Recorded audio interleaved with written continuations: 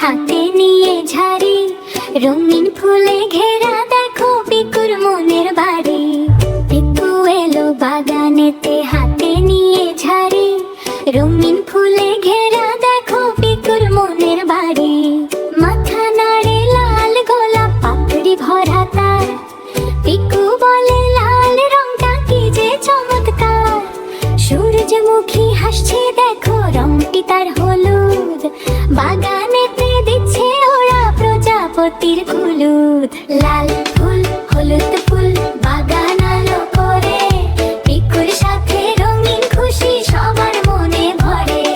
সবুজ পাতা দুলছে ওই রঙের মেলা গায়, রঙিন বাগান হেসে খেলে সময় কেটে যায়।